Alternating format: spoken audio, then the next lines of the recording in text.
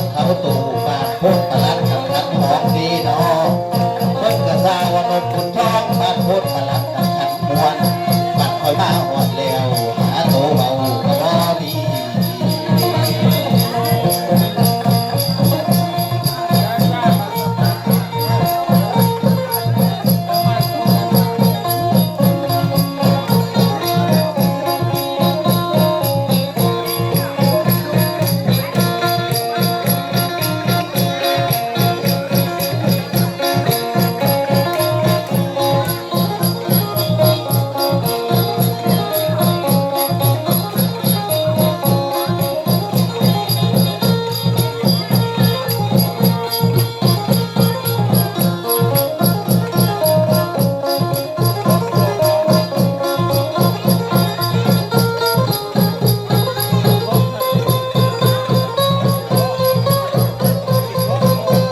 มาพากันเล่นรถเลื่อนงอตื่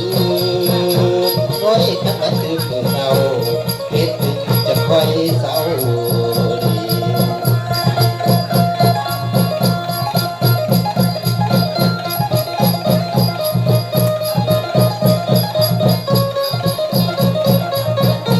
ให้เจ้าทบขาเขายาวเจ้าใส่แดดแห่งอ่อนสิเจ้าสิเปื่อย